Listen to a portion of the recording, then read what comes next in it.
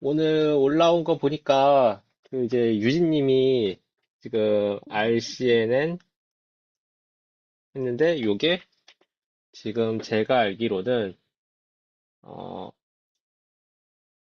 어디였지? 아 여기 있다.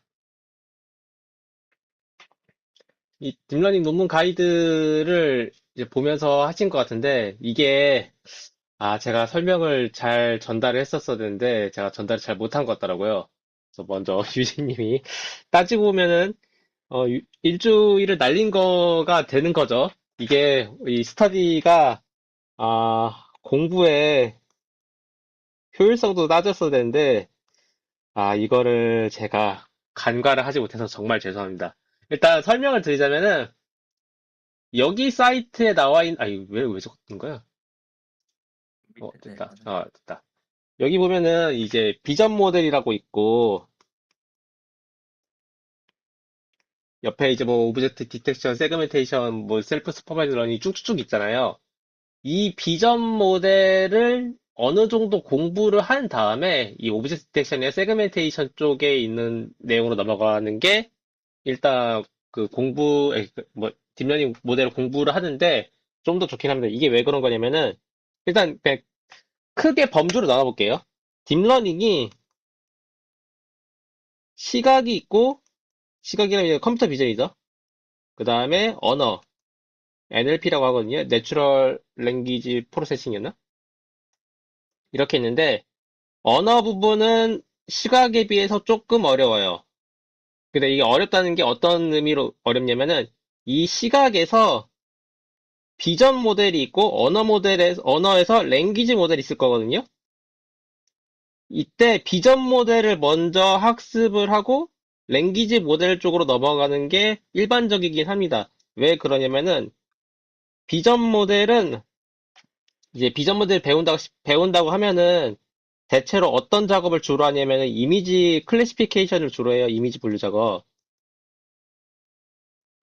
이게 되게 이 이미지 분류 작업을 하기 위해서는 데이터 전처리를 해야 되는데 이 데이터 전처리 하는 과정이 그러니까 컴퓨터 비전의 비전 모델에서 이 데이터 프로세싱을 하는 과정이 굉장히 쉬운 편에 속합니다. 근데 언어 모델 같은 경우는 이 데이터 프로세싱을 하는 부분이 너무 어려워요. 알아야 될 것도 많고 개념도 알아야 되고 또 내가 어떤 언어 그리고 영어를 기준으로 이 데이터 프로세싱을 할지 한국어를 기준으로 데이터 프로세싱 할지가 다 달라가지고 조금 어려운 감이 있습니다. 근데 이 랭귀지 언어 모델 자체는 그렇게 어려운 편은 아니에요. 뭐 기껏 해봤자 RNN, LSTM, 그 다음에 뭐 GRU 딱 이거 세 개밖에 안 나오긴 하거든요. 근데 비전 모델은 지금 여기 딱 봐도 뭐 알렉스넷부터 시작해서 인캡션, VG넷, 아래 레즈넷 뭐 이렇게 쭉쭉쭉 되게 많아요. 이게 무슨 뜻이냐면은 음,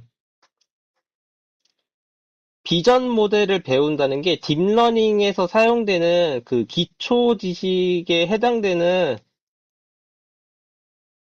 모델이 굉장히 많습니다. 그러니까 뭐 VGG넷 같은 경우는 이제 커널 사이즈를 왜 통일을 하는지에 대한 원리를 배울 수가 있고, 레지넷 같은 경우는 이제 스킵 커넥션이라는 개념에 대한 이해를 할 수가 있고, 그 다음에 여기 뭐 이피션스넷 같은 경우는 그 모델을 그 비전 모델을 세우게 되면은 비전 모델을 이렇게 어떤 레이어가 여러 개 연속된 이런 네모나 박스의 묶음으로 표현을 할 수가 있어요. 이 묶음에서 위드스라는 개념이 있고 뎁스라는 개념이 발생을 하는데 이 위드스 앤 뎁스라는 개념을 잘 이해할 수 있는 게 이 이피션트 뎁 모델이라 보시면 됩니다. 그리고 뭐 셔플렛 뭐 이런 거 스퀴즈 뎁 이런 것도 있는데 그것도 이제 각각의 아이디어가 있어가지고 그 아이디어를 잘 구현한 모델이다 이렇게 보시면 될 것 같아요. 그래 따지고 보면은 그 물리에서 뭐 이런 뭐 힘의 뭐그 뭐라고 하지? 힘의 원리 역학 원리라고 하나? 그 동력학 이런 거 있잖아요. 그런 거가 비전 모델이라 보시면 돼요. 그 다음에 오브젝트 디텍션으로 넘어가게 되면은 오브젝트 디텍션이나 세그멘테이션은 약간 공학에 가까워요. 그러니까 어떤 문제가 있겠죠? 그 문제를 풀 때 엔지니어링 기법으로 문제를 푼다고 하잖아요. 근데 그 엔지니어링 기법을 도입을 할 때 기초 물리학적인 지식이 필요한 경우가 꽤 있잖아요. 그 기초 물리학에 해당되는 게 비전 모델이다. 이렇게 보시면 될 것 같습니다. 그래서 그 비전 모델을 많이 알아가지고 기초 지식이 쌓인 다음에 오브젝트 디텍션이나 세그멘테이션 같은 이제 공학에서 흔히 얘기하는 어떤 문제를 풀기 위한 솔루션을 제시하는 쪽이 나와 있다. 이렇게 보시면 될 것 같습니다. 그래가지고, 이거를 설명드렸어야 되는데, 유진님이 바로, 오브젝트 디텍션 쪽으로 넘어가가지고, 아마, 예. 오브젝트 디텍션 쪽으로 넘어가게 돼가지고, 여기서 이제 뭐, IOU라던가, 여러 가지 기법이 나오는데, 이거는 사실 공학적 문제풀이로 보면 솔루션에 해당되는 거거든요? 근데 이거는, 너무 어려운 내용이어가지고, 제가 지금 접근하기에는 조금 난이도가 있는 내용이었다. 이렇게 보시면 될 것 같습니다. 그래서 이거를 어떻게 좀 효율성 있게 가이드라인을 제시할까 좀 생각을 해봤는데, 어, 잠깐만요.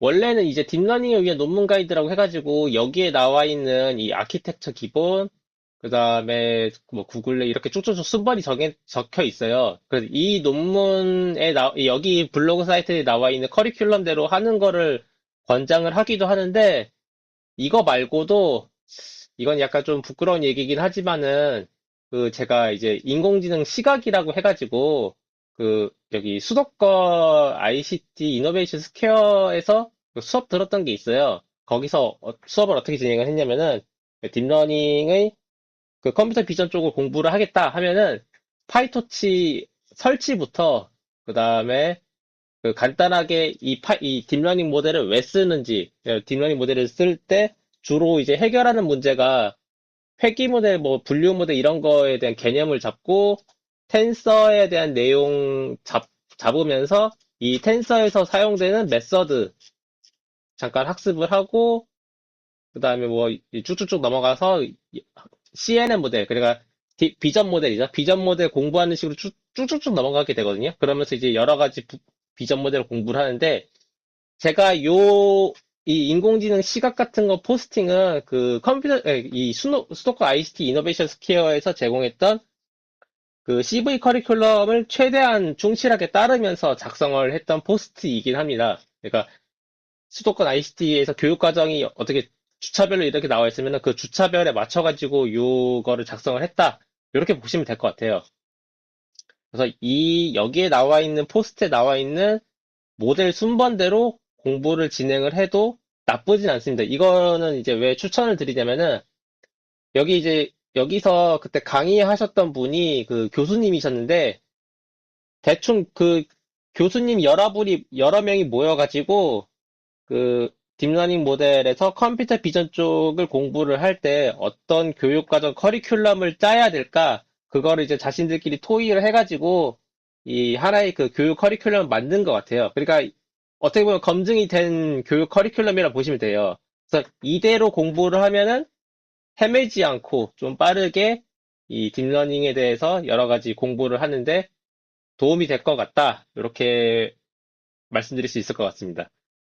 그래서 이거가 이제 이번에 발생을 했던 그 효율성의 문제. 그리고 공부를 할 때 단위 시간당 어떻게 하면 더 빨리 그 딥러닝을 좀 익혀 나갈까? 그런 가이드라인 제시다. 이렇게 보시면 될 것 같아요.